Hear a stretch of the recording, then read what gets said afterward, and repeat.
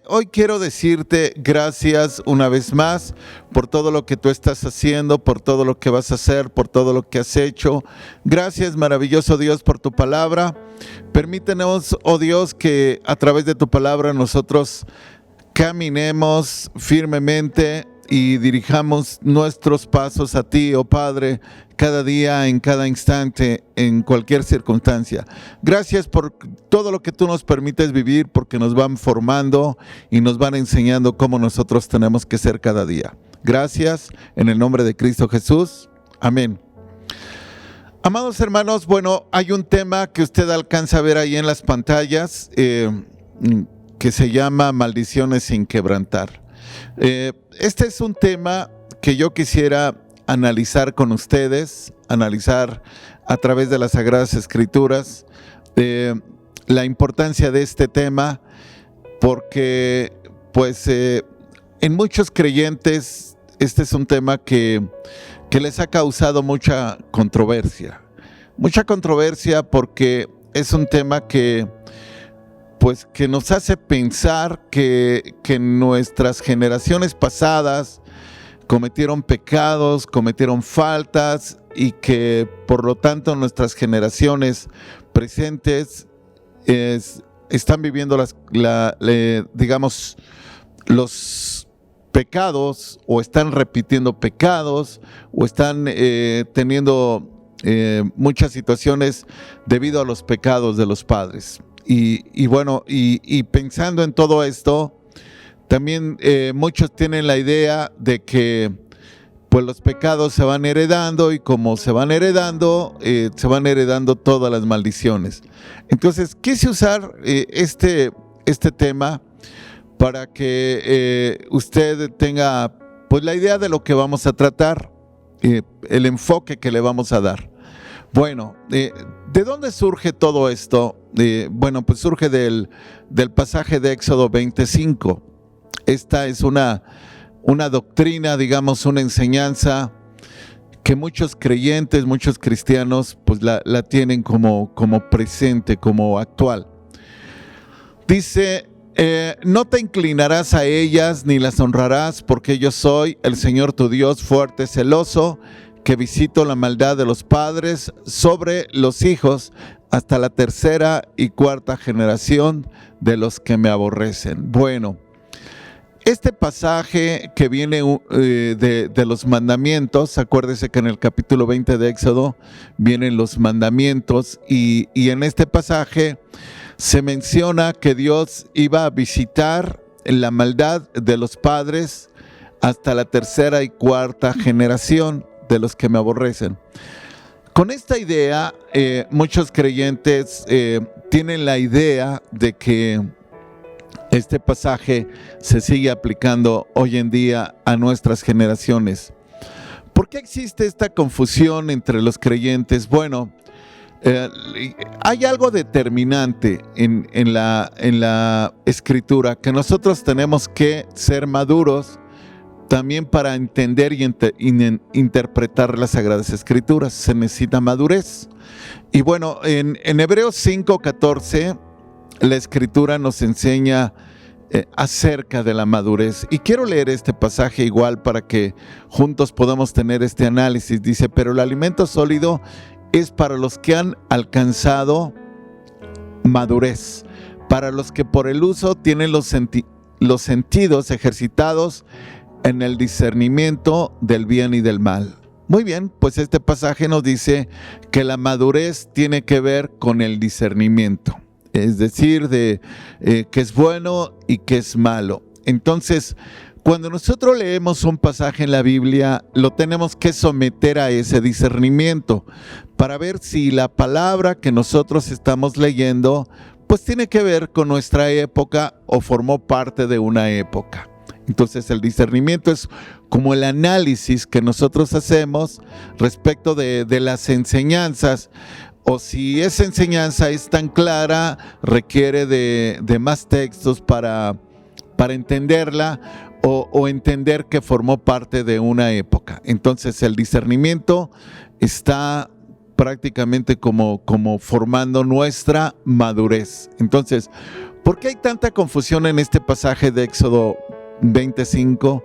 Porque falta madurez, porque no hemos tenido todavía ese entendimiento ejercitado en el análisis de ver si un pasaje como esto, si hay maldiciones que nosotros tenemos que quebrantar y de qué manera lo tenemos que hacer, o si no, definitivamente no lo tenemos que hacer. Bueno, déjeme comentarle, amado hermano, amigos, pues un poco de la historia del Antiguo Testamento.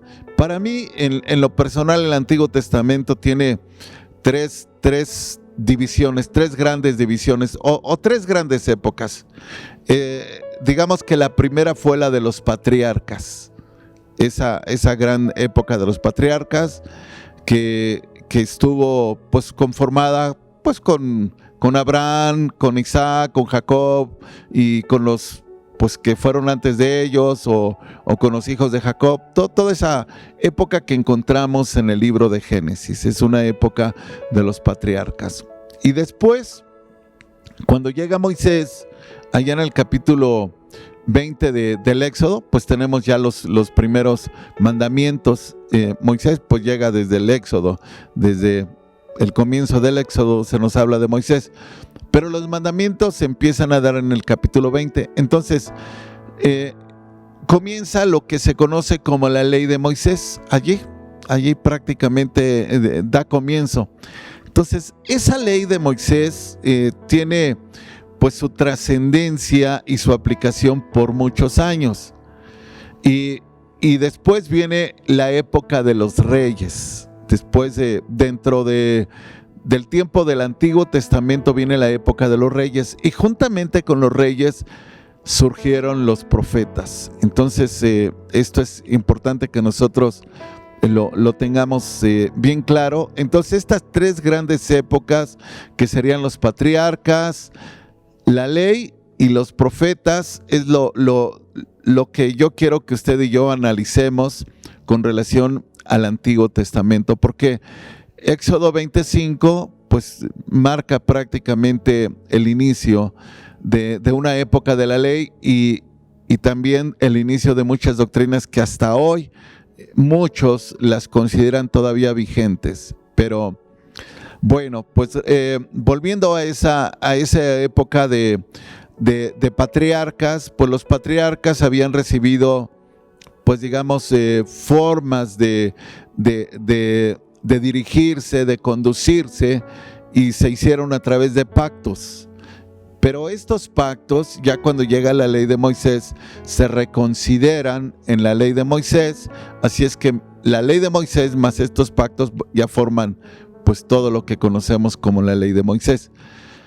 Y es importante, amados hermanos, que tengamos bien claro esto, porque en el Nuevo Testamento, inclusive en Mateo 7:12, se nos hace mención de la ley y los profetas. Vamos a ver este pasaje también. Dice: así que todas las cosas que queráis que los hombres hagan con vosotros, así también haced vosotros con ellos, porque esto es la ley y los profetas. Entonces, estas dos épocas, ya dejando atrás la época de los patriarcas, esta parte de la ley y los profetas son determinantes para entender las escrituras del Antiguo Testamento.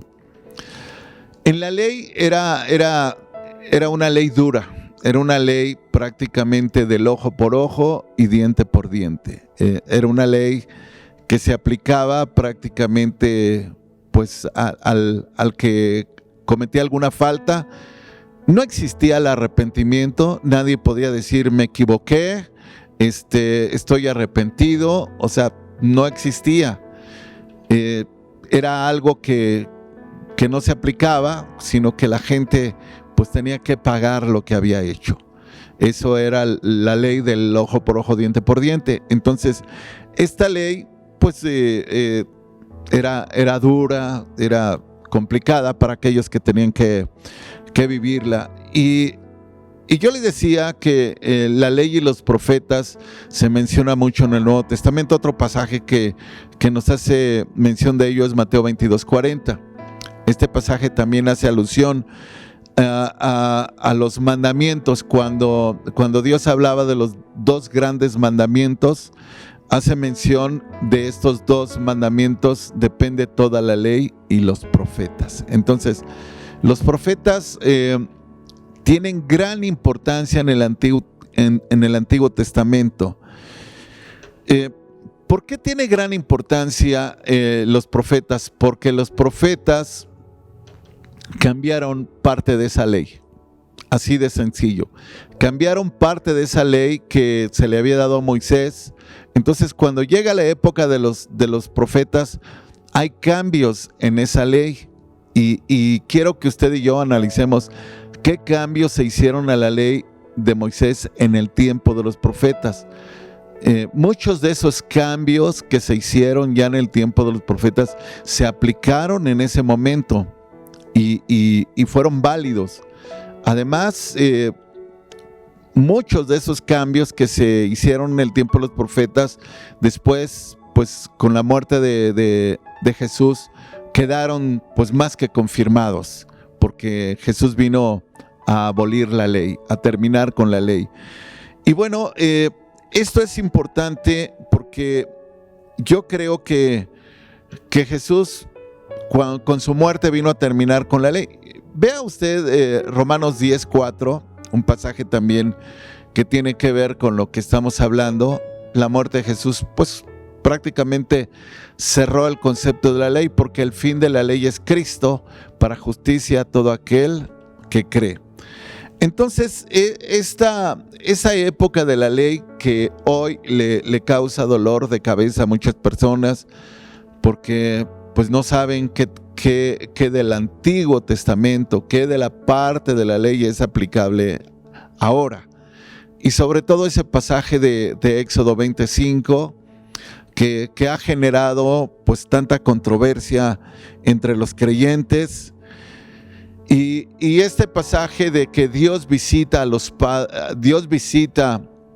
dice, visita la maldad de los padres sobre los hijos hasta la 3ª y 4ª generación de los que me aborrecen. Es un pasaje bastante fuerte, que por eso merece un análisis.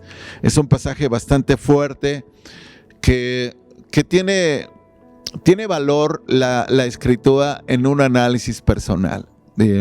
Y yo creo que si lo analizamos con la palabra de Dios, no vamos a tener ninguna confusión.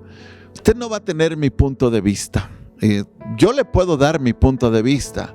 Yo le puedo decir yo qué pienso del pasaje de Éxodo 25. Se lo puedo decir, pero quiero decírselo primero con la palabra. No quiero yo que mis palabras se muestren como persuasivas. Quiero que la palabra misma le vaya diciendo a usted si ese pasaje de Éxodo 25 es un pasaje vigente en nuestros días, o si sufrió cambios ya en el tiempo de los profetas y en el tiempo de Jesús quedó abrogado. Entonces yo quiero darle los pasajes primero y yo después quiero darle una opinión propia. Mire, vea Jeremías 31 del 29 al 34, un pasaje pues donde Dios ya hablaba de cambios de la conducta prácticamente de los padres con relación a los hijos. Y no solamente Jeremías habla de esto, Ezequiel también. Pero déjeme leer estos versículos de Jeremías 31 del 29 al 34. Dice: en aquellos días no dirán más, los padres comieron las uvas agrias y los dientes de los hijos tienen la dentera, sino que cada cual morirá por su propia maldad. Los dientes de todo hombre que comiere las uvas agrias tendrán la dentera. He aquí que vienen días, dice el Señor, en los cuales haré nuevo pacto en la casa de Israel y con la casa de Judá. No como el pacto que hice con sus padres en el día que tomé su mano para sacarlos de la tierra de Egipto. Porque ellos invalidaron mi pacto, aunque fui yo un marido para ellos, dice el Señor.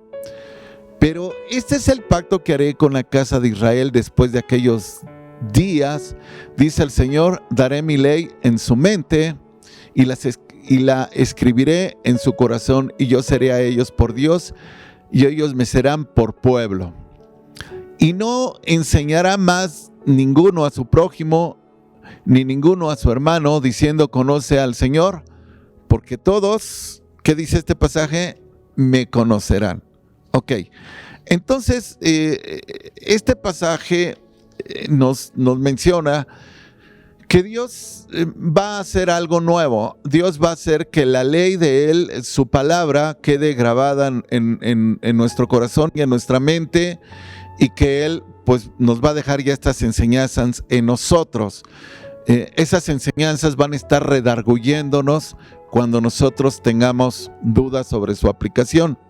Ahora, Jeremías comienza haciendo mención de que ya no se va a decir más los padres comieron las uvas agrias y los hijos y los dientes de los hijos tienen la dentera.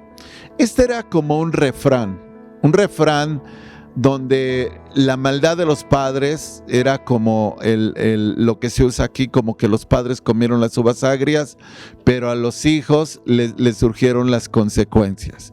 Este es más o menos lo que entendemos de lo que nos está diciendo esta enseñanza. Entonces, Dios está diciendo que eso ya no se iba a presentar, ya no iba a ocurrir, y que iba a haber cambios, en que ya no iba a trascender la maldad de los padres a los hijos. Pero esto nos lo dice mucho mejor Ezequiel 18, 1 al 13. Bueno, no es mucho mejor, perdón, complementa la enseñanza todavía de una manera pues distinta en la forma en la que lo escribe Ezequiel, perdón. Dice el versículo 1, vino a mí palabra del Señor diciendo, ¿qué pensáis vosotros los que usáis este refrán sobre la tierra de Israel? Que dice, los padres comieron las uvas agrias y los dientes de los hijos tienen la dentera. Vivo yo, dice Dios el Señor, que nunca más tendréis por qué usar este refrán en Israel. He aquí, todas las almas son mías, como el alma del Padre, así el alma del Hijo es mía. El alma que pecare, esa morirá. El hombre que fuere justo e hiciere según el derecho y la justicia, que no comiere sobre los montes, ni alzare sus ojos a los ídolos de la casa de Israel, ni violare la mujer de su prójimo, ni se llegara a la mujer menstruosa, ni oprimiere a ninguno, que al deudor devolviere su prenda, que no cometiere robo y que diere de su pan al hambriento y cubriere al desnudo con vestido, que no prestare a interés ni tomare usura, que de la maldad retrajere su mano e hiciere juicio verdadero entre hombre y hombre, en mis ordenanzas caminare y guardare mis decretos para hacer rectamente, este es justo, este vivirá, dice Dios el Señor.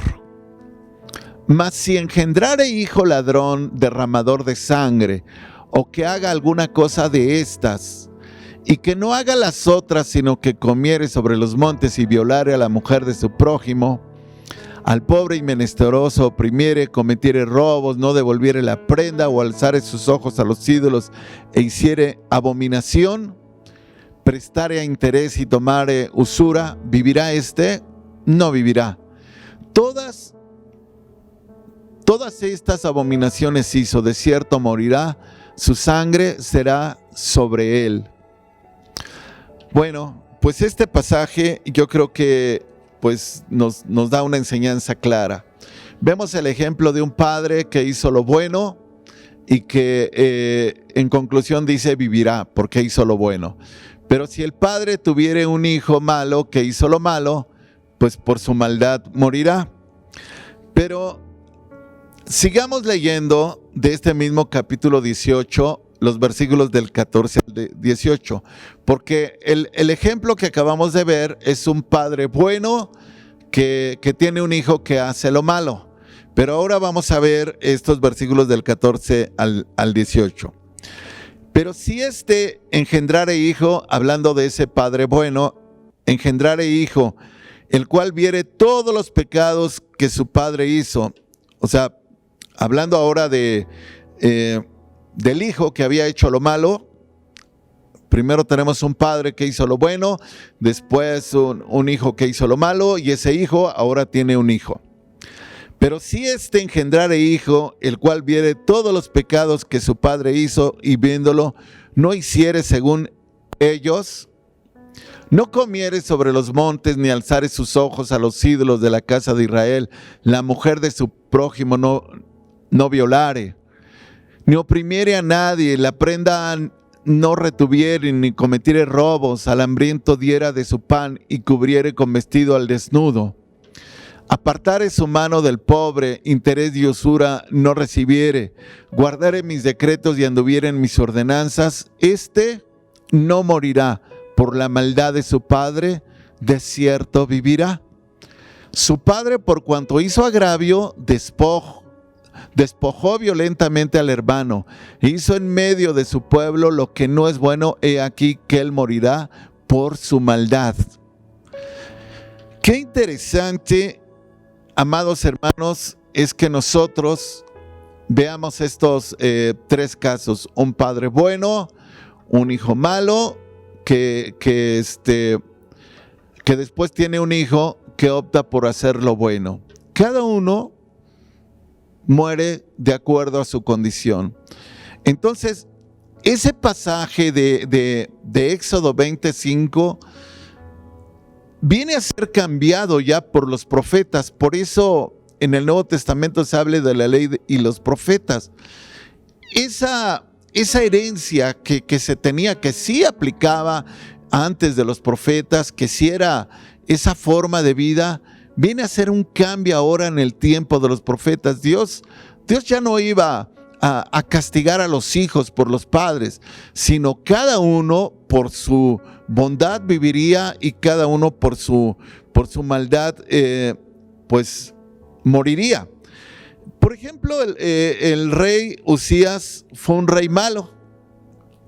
Él tuvo un hijo que fue Ezequías, fue un rey bueno, pero Ezequías tuvo un hijo que se llamó Manasés y que fue malo. Entonces, ahora ya no es una herencia que se pasa de padres a hijos, y que estamos viviendo, porque muchos piensan que estamos viviendo en una condición porque los padres fueron malos. Eso no es así, amados hermanos. Yo creo que nosotros tenemos que pensar que Dios es un Dios justo. Justamente la gracia vino a cambiar muchas cosas de la ley que se aplicaron en ese tiempo, porque Dios quería corregir a todo un pueblo, y Él quería que los padres se detuvieran de hacer lo malo, porque entonces todo eso lo iban a vivir sus hijos. Pero Dios, considerando que ellos no entendieron esto, no lo comprendieron porque seguían haciendo lo malo, entonces Dios en el tiempo de los profetas determina hacer cambios a esa ley. Ahora, en Segunda de Reyes 5, del 25 al 27, usted verá un pasaje en donde Giezi está platicando con el profeta, y el profeta Eliseo platica con él, y el pasaje dice: y él entró y se puso delante de su señor, y Eliseo le dijo: ¿de dónde vienes, Giezi? Y él dijo: tu siervo no ha ido a ninguna parte. Él entonces le dijo: ¿no estaba también allí mi corazón cuando el hombre volvió de su carro a recibirte? Es tiempo de tomar plata y de tomar vestidos, olivares, viñas, ovejas, bueyes, siervos y siervas. Por tanto, la lepra de Naamán se te pagará a ti y a tu descendencia para siempre. Y salió de delante de él leproso, blanco como la nieve. Entonces, de acuerdo a este pasaje, la vivencia que tuvo Giezi de haber tomado algo que no le correspondía por un milagro que había hecho Dios con un hombre leproso, pues Eliseo le dice: pues ahora esto es lo que va a pasar, porque Eliseo estaba todavía usando la ley como referencia, estaba usando todavía Éxodo 25.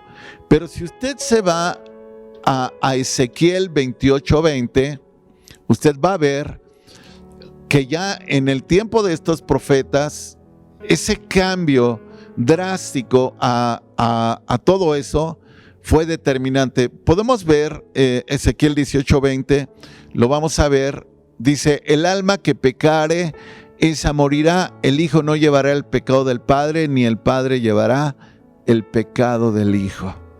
Vea usted que la justicia del justo será sobre él y la impiedad del impío será sobre él. Entonces el alma que pecare, esa morirá. Hasta aquí terminó esa palabra profética que Eliseo le había dado a Giezi, porque Dios pues determinó que el alma que pecare, esa pues tendría que sufrir las consecuencias de ese pecado, y que ya el hijo no llevaría el pecado del padre ni consecuencias de lo que el padre hizo. Entonces es importante, amados hermanos, entender que en el tiempo de los profetas no solamente hubo cambio a este concepto del capítulo 25 de Éxodo, sino también pues al día del reposo.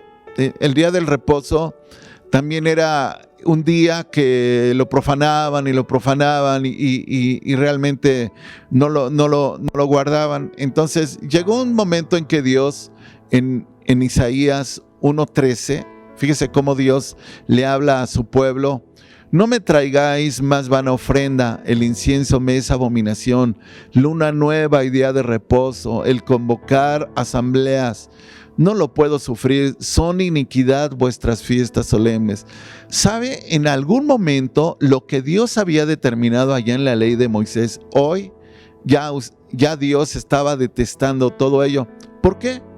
Porque Dios había pretendido en el tiempo de la ley que el ser humano lo obedeciera. Y todo eso Dios lo había dejado como parte de una celebración, pero ya todo se prestaba a burla. Entonces, en este pasaje de Isaías que acabamos de leer, Isaías 1:13, dice: ya me es abominación todo esto. Sus días de fiesta, sus días de reposo, todo lo que acabamos de leer, Dios lo determina así. Por eso en el Nuevo Testamento, en Colosenses 2:16, cuando el apóstol Pablo escribe a los colosenses, él dice: por tanto, nadie os juzgue en comida o en bebida en cuanto a días de fiesta, luna nueva o días de reposo. ¿Por qué? Porque esto ya desde el tiempo de los profetas Dios había dicho que era abominación hacerlo. Ya era algo que no lo aceptaba. Y bueno, la muerte de Jesús hace que todo esto tenga un final completo.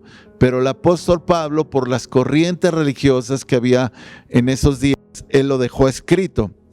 Pero si nosotros vemos Isaías 1 del 11 al 18, un pasaje un poco amplio, pero creo que es la mejor forma de entender qué había en el corazón de Dios.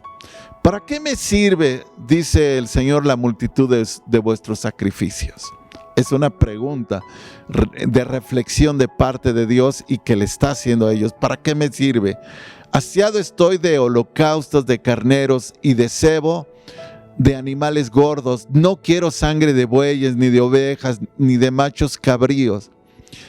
¿Quién demanda esto de vuestras manos cuando venís a presentaros delante de mí para hollar mis atrios? No me traigáis más vana ofrenda. El incienso me es abominación. Luna nueva y día de reposo, el convocar asambleas, no las puedo sufrir. Son iniquidad vuestras fiestas solemnes. Vuestras lunas nuevas y vuestras fiestas solemnes las tiene aborrecidas mi alma. Me son gravosas, cansado estoy de soportarlas. Cuando extendáis vuestras manos, yo esconderé de vosotros mis ojos. Asimismo, cuando multipliquéis la oración, yo no iré. Llenas están de sangre vuestras manos. Lavaos y limpiaos. ¿Se da cuenta, amado hermano? Nos detenemos en este pasaje, en este versículo 16. ¿Se da cuenta que Dios está hablando ya del arrepentimiento? Cosa que no se hablaba en el término de la ley de Moisés. Pero ahora Dios está desechando todas esas cosas y lo está cambiando por arrepentimiento. Lavaos y limpiaos, quitad la iniquidad de vuestras obras de delante de mis ojos, dejad de hacer lo malo. Aprended a hacer el bien, buscad el juicio, restituid al agraviado, haced justicia al huérfano, amparad a la viuda. ¿Y qué más dice? Venid luego, dice el Señor, y estemos a cuenta. Si vuestros pecados fueren como la grana, como la nieve serán emblanquecidos. Qué interesante palabra. Y si fueren rojos como el carmesí, vendrán a ser como blanca lana. Este pasaje, amados hermanos, está terminando con esa parte de la ley que solo estaba llevando a la hipocresía a las personas y que no servía de nada. Y por eso Dios, a través del profeta Isaías, está hablando ya de un arrepentimiento, que ya cambiaran, que ya aprendieran a hacer lo bueno, que dejaran de hacer lo malo, y que Dios estaba dispuesto a perdonarlos.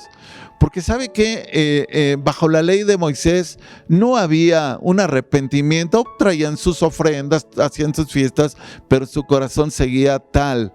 Entonces llega un momento en que Dios se hastía de todo esto. Todo eso que usted ve, eso ya no tiene que ver ahora en el Nuevo Testamento con nada. Ni Éxodo 25, ni las fiestas, ni el día de reposo, ni todas esas cosas. Lamentablemente muchas personas eso lo han considerado hoy como parte pues de su forma de vida, pero la verdad, familia, amados hermanos, no les estoy dando mi punto de vista, les estoy hablando con la palabra. Por ejemplo, la ley en Levítico 20:10, digo, lo que decía la ley sobre el adulterio, usted me permitirá ver este pasaje. Decía: si un hombre cometiere adulterio con la mujer de su prójimo, el adúltero y la adúltera indefectiblemente serán muertos. Entonces, dos personas adúlteras, de acuerdo a la ley de Moisés de Levítico 20:10, deberían de morir, tanto el hombre como la mujer. Sin embargo, usted recordará que David cometió adulterio con Betsabé, una mujer casada. Y ellos no murieron. ¿Por qué? Porque estaban ya en el tiempo de los profetas, y los profetas determinaron ahora, de acuerdo a la dirección de Dios, qué se debería de hacer en función a ellos. Ahora, si usted ve 2 de Samuel, capítulo 12, versículos del 7 al 12, el profeta Natán le habla a David y le hace reflexionar por qué un hombre como él había hecho eso. Y primero se lo plantea con un ejemplo de un hombre que tenía una oveja. Pero bueno, a la expresión de David dijo: pues ese hombre debe de morir. Y entonces Natán dijo a David: tú eres aquel hombre, así ha dicho el Señor Dios de Israel, yo te ungí por rey sobre Israel y te libré de la mano de Saúl. Y te di la casa de tu señor y las mujeres de tu señor en tu seno. Además te di la casa de Israel y de Judá. Y si esto fuera poco, te hubiera añadido mucho más. ¿Por qué pues tuviste en poco la palabra del Señor, haciendo lo malo delante de sus ojos? A Urías Eteo heristes a espada. Y tomaste por mujer a su mujer, y a él lo mataste con la espada de los hijos de Amón. Por lo cual ahora no se apartará jamás de tu casa la espada, por cuanto me menospreciaste, y tomaste la mujer de Urías Eteo para que fuese tu mujer.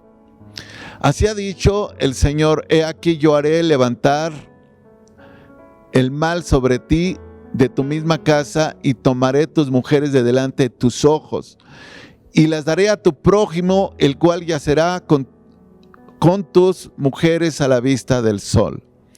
Porque tú lo hiciste en secreto, mas yo haré esto delante de todo Israel y a pleno sol. Así es como se lo dijo Dios a través del profeta Natán a David, que lo que él había hecho no había estado bien. Ahora, recuerde que David cometió adulterio antes de dar muerte a Urías Eteo. Y bueno, pues lo que hizo fue ponerlo al frente de la batalla para que lo mataran. Pero si usted se da cuenta, David no murió. ni murió Betsabé, de acuerdo a lo que nos decía el libro de Levítico, que tanto adúltero como adúltera morirían. ¿Por qué? Porque Dios, a través de los profetas, modificó esa ley, como lo vimos con fiestas, días pues de reposo y todo eso que vimos en Isaías. Entonces, cuando nosotros, amados hermanos, vamos entendiendo la palabra, con la palabra, esto es madurez. Entonces, hoy en día la palabra de Dios en Hebreos 13:4 dice que a los adúlteros los juzgará Dios. Entonces, ya es un trato personal de un adúltero con Dios. Y bueno, acuérdese también cuando Jesús se encontró con aquella mujer adúltera que iban a apedrear, los hombres de ese tiempo pues estaban, yo creo que tienen uno como referencia Levítico, porque ese era lo que decía Levítico, pero estaban ignorando lo que los profetas decían. Pero como a Jesús lo habían considerado en su tiempo como un profeta, Jesús impidió que la apedrearan. Y esto es importante, amados hermanos, porque Jesús ya estaba aplicando la palabra. Ahora, esos hombres, si usted se va a Juan 8, del 3 al 11, bueno, es un poco largo, ¿no? Es un poco largo el pasaje, pero es el momento en que la mujer adúltera están por apedrearla. Pero Jesús les dijo, bueno, el que esté limpio de pecado tire la primera piedra. Pero realmente Jesús estaba tomando ya la misma enseñanza que había dado a su pueblo desde los profetas sobre la cuestión de los adúlteros. Y bueno, pues aquí Dios estaba aplicando esta palabra. Así es que yo quiero decirle que los pecados no se heredan. No hay maldiciones por quebrantar. Nosotros fuimos lavados, limpiados con la sangre del Cordero. Nosotros vivimos sin culpa. Gálatas 3:13 es un pasaje que confirma esto que estamos diciendo. Si lo podemos leer, Gálatas 3:13 dice: Cristo nos redimió de la maldición de la ley, hecho por nosotros maldición, porque está escrito: maldito todo el que es colgado en un madero. Cristo nos redimió de la maldición de la ley. Todas esas maldiciones que había definitivamente terminaron con la muerte de Cristo. El hecho que Él haya ido a un madero, haya ido a una cruz a morir por nosotros, es para quitar toda maldición que la ley traía. Así es que usted y yo somos libres. Nosotros tenemos que vivir sin culpa de lo que de la conducta de nuestros padres, y nuestros hijos tienen que vivir sin culpa de nuestra conducta. Hoy, recuerde, vivimos la ley de la siembra y la cosecha. ¿Qué es la ley de la siembra y la cosecha? Bueno, pues si una persona comete una falta, esa misma persona sufrirá las consecuencias de su falta. No la van a sufrir los demás, no la van a sufrir los hijos, no la van a sufrir absolutamente nadie más, solo la persona que cometa la falta. Ahora, aquí es importante que nosotros aclaremos bien aspectos. Hoy en día se repiten conductas, porque hay mucha gente que dice: ¿por qué si el padre fue un borracho, ahora el hijo es borracho? O el padre fue drogadicto, ahora los hijos son drogadictos. Hay que entender que esta es una conducta que se repite por mal ejemplo. Si un hijo ve a un padre embriagarse, pues va a aprender a embriagarse. Y si un hijo ve a un padre cometer maldad, pues el hijo va a aprender a cometer maldad. Entonces son conductas que se repiten por malos ejemplos, pero no tienen que ver nada por la situación espiritual. Entonces aquí nosotros tenemos que tener cuidado de no tener faltas en nuestra forma de vivir, porque le estamos dando un mal ejemplo a nuestros hijos, y un ejemplo pues que ellos van a repetir porque lo vieron en nosotros y porque les pareció que era algo que ellos podían hacer. Eso es algo diferente, no confundamos. Por eso mucha gente al usar este tipo de ejemplos lo trata de enlazar con Éxodo 25, pero que no tiene absolutamente nada que ver. Una cosa es las conductas y otra cosa es el pecado o las maldiciones. Entonces nuestros hijos están libres de cualquier falta que nosotros hayamos cometido. Ellos no tienen absoluto nada que ver con ello. Pero nosotros sí tenemos que tener cuidado en que si nos escuchan hablar mal, pues van a aprender a hablar mal.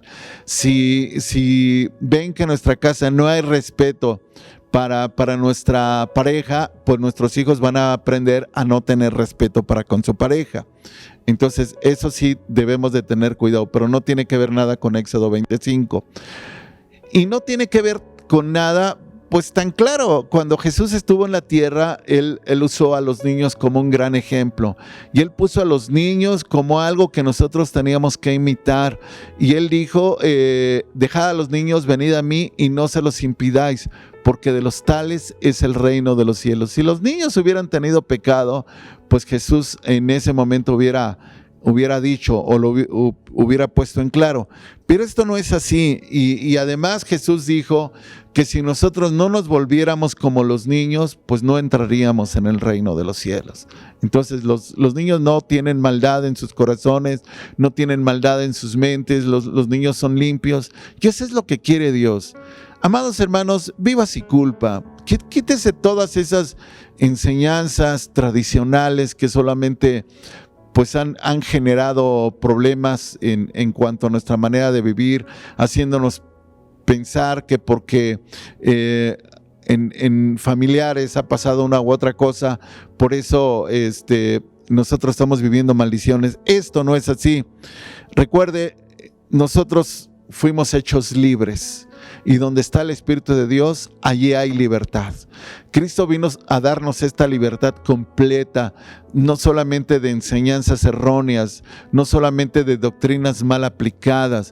Vino a darnos madurez, vino a poner en Él su Espíritu Santo en nosotros, para enseñarnos la palabra, para redarguir en nosotros la palabra, para que nosotros la apliquemos correctamente.